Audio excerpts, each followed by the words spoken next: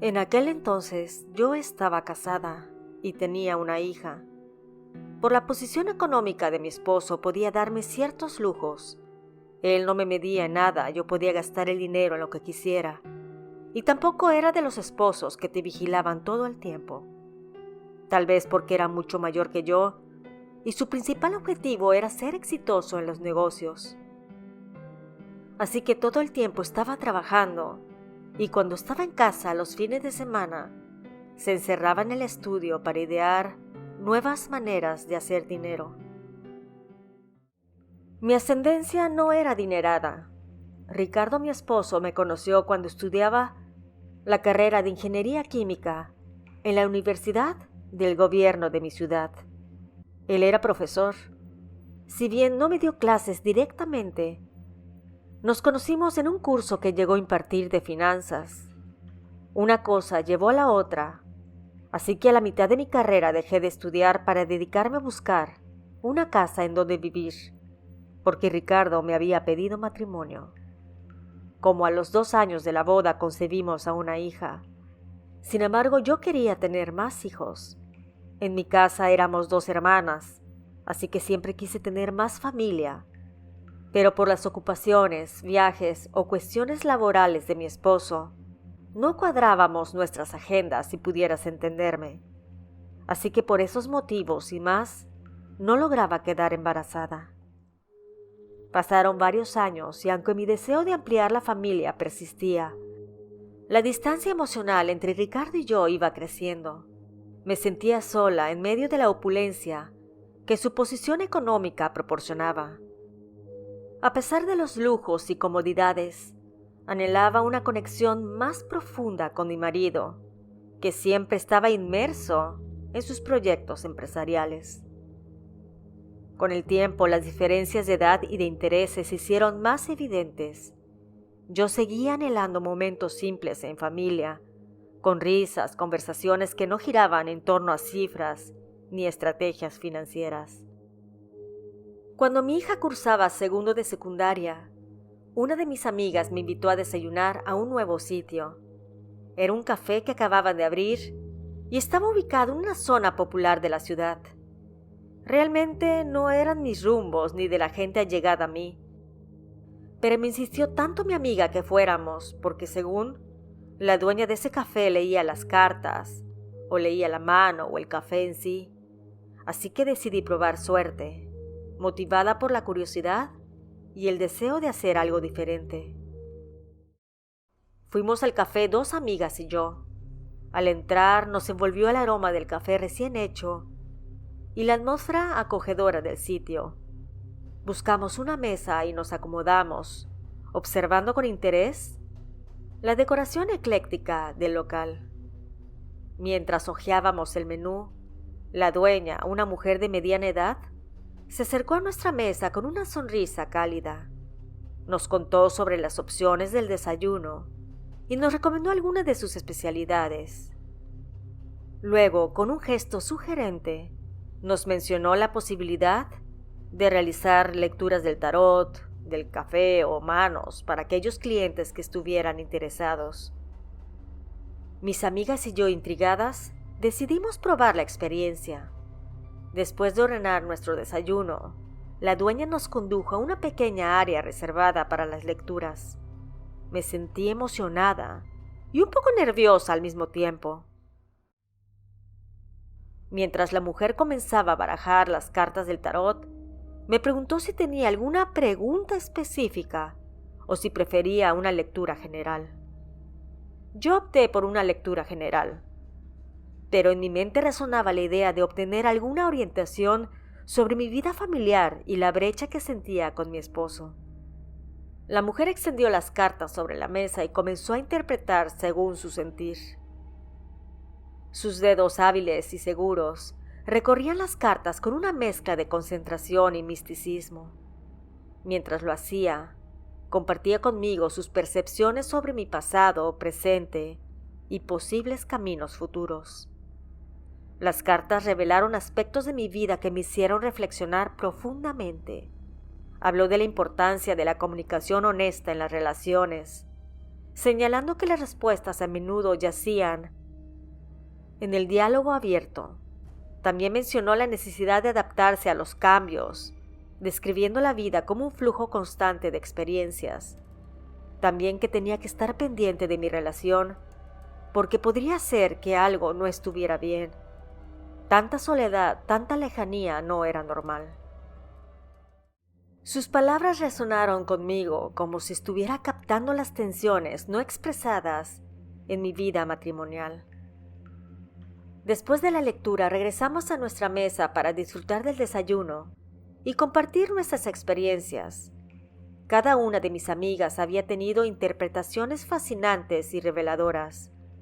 Aunque manteníamos una actitud escéptica, no podíamos negar la curiosa coincidencia entre las lecturas y algunos aspectos de nuestras vidas. Después de aquella experiencia en el café místico, la curiosidad por el mundo de la brujería y las artes esotéricas se apoderó gradualmente de mi vida. Comencé a investigar más sobre la interpretación de las cartas, la astrología y otros métodos de adivinación. La brujería se convirtió en mi refugio, en una forma de escape de las tensiones y desafíos cotidianos. Comencé a asistir con regularidad a aquel café esotérico para lecturas de manera semanal, luego cada 3 días y posteriormente de manera diaria. Me quedaba ahí con la señora durante la mañana tratando de aprender de sus conocimientos y llegué al grado de que no quería hacer nada sin preguntarle antes. Empecé a frecuentar tiendas esotéricas, adquiriendo velas de colores, cristales y libros de hechicería. Me sumergí en el estudio de rituales y conjuros. Yo estaba convencida de que estos podrían cambiar mi realidad y traer la armonía que buscaba desesperadamente en mi vida familiar. Independientemente de mis idas al café, realizaba rituales en solitario, encendía velas y recitaba conjuros en la búsqueda de respuestas y soluciones. Mi conexión con el mundo espiritual se fortalecía y en cierta medida me proporcionaba un sentido de control sobre mi vida. Yo sabía que no tenía ningún don extraordinario. Sin embargo, hacía muchas cosas como para sentir que tenía un poco de control en aquello. Me inscribí a cursos y hasta viajé a otra ciudad para tener unos días de retiro espiritual. Buscaba, como diera lugar, que el vacío que tenía en mi interior se llenara con las artes brujeriles. Yo sentía que era una bruja blanca, no hacía daño a nadie. Sin embargo, algo hizo que mi camino se distorsionara, adentrándome en una brujería mucho más oscura. A medida que profundizaba este camino, mis amistades empezaron a notar el cambio en mi actitud y enfoque. Algunas amigas expresaron preocupación, mientras que otras se alejaron de mí, incapaces de entender mi creciente fascinación por lo esotérico. Para mí la brujería se había convertido en una herramienta para enfrentar los desafíos y una fuente de consuelo en medio de la incertidumbre. Con el tiempo, mis prácticas también empezaron a afectar mi relación con Ricardo. Él, que siempre había sido pragmático y centrado en los negocios, no compartía mi entusiasmo por lo místico.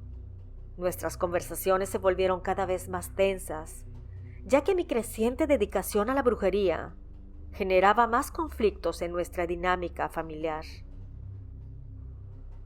La adicción a la brujería se convirtió en un dilema en mi vida.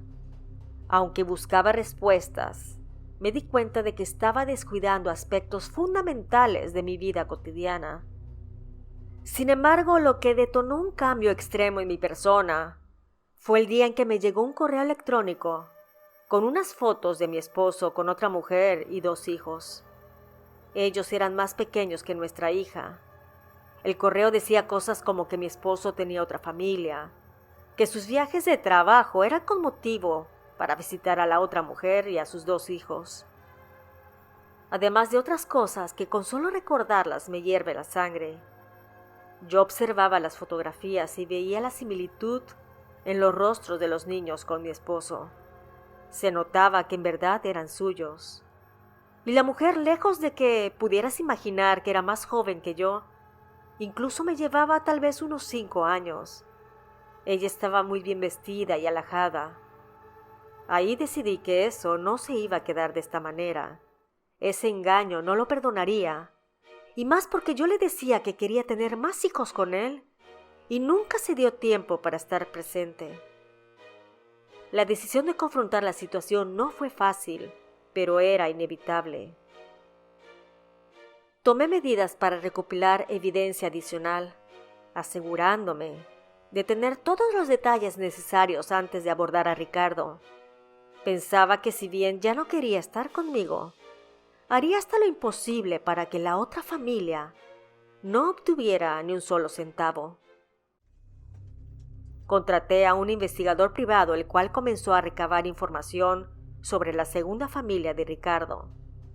Quería tener pruebas irrefutables para poder respaldar mis sospechas. La sensación de traición y la pérdida de confianza en mi esposo me impulsaron a buscar cualquier medio posible para asegurar que la verdad saliera a la luz. El investigador privado se sumergió en la tarea de seguir los pasos de Ricardo, documentando sus movimientos y recopilando evidencia fotográfica de sus encuentros con la mujer y sus hijos. Cada informe y fotografía que recibía se convertía en una pieza más del rompecabezas que estaba armando. Finalmente, cuando tuve en mis manos el informe completo, decidí confrontarlo en la noche. La situación fue intensa y dolorosa. Mi esposo no tuvo más opción que admitir la existencia de la otra familia. Tras la confrontación y la admisión de la traición por parte de él, decidí tomar el control de mi vida y poner fin a un matrimonio que ya no tenía sentido.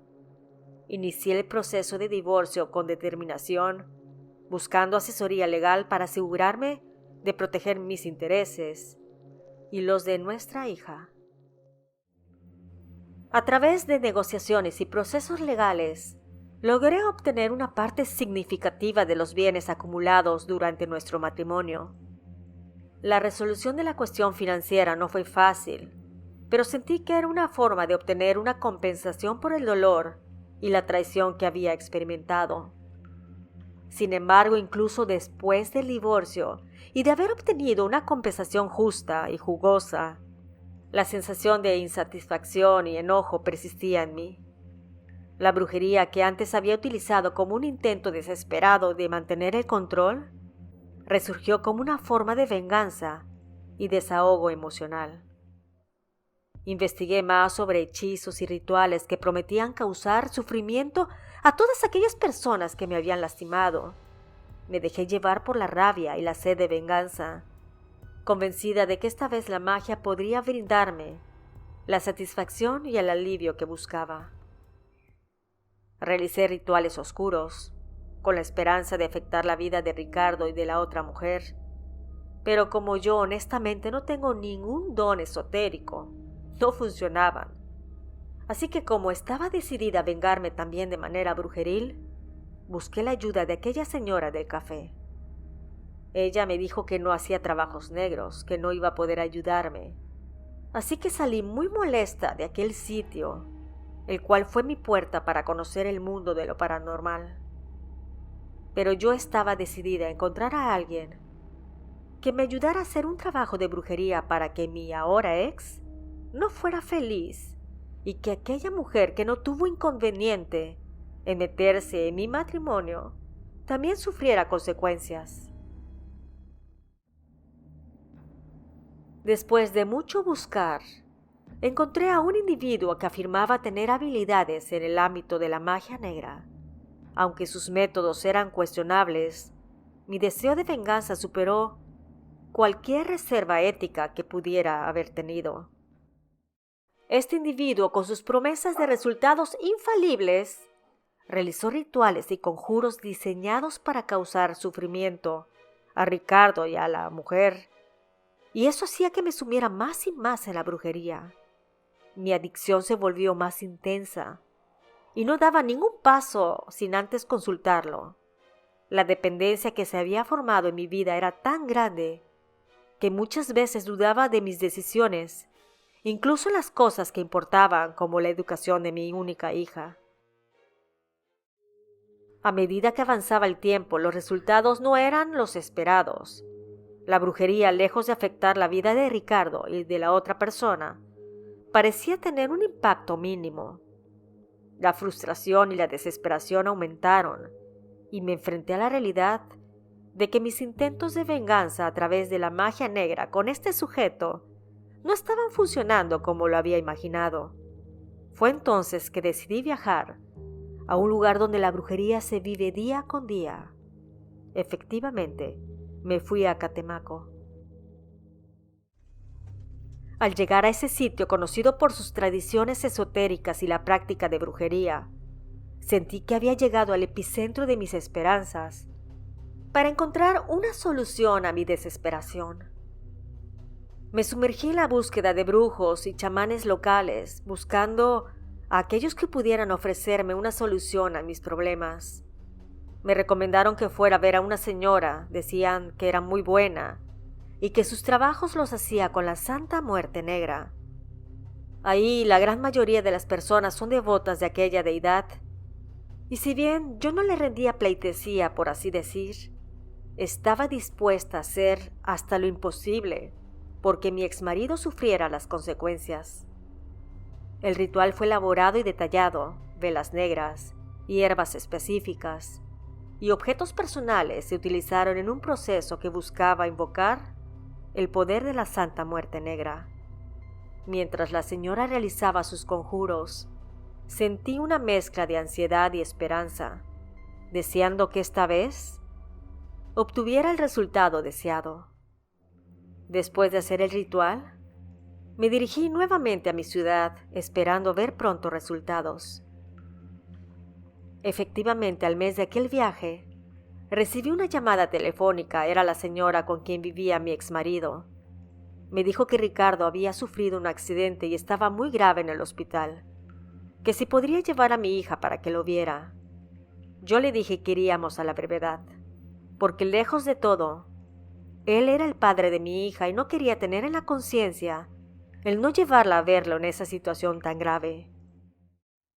Cuando llegamos al hospital en cuestión, supimos que estaba en terapia intensiva tanto él como el hijo mayor de 7 años.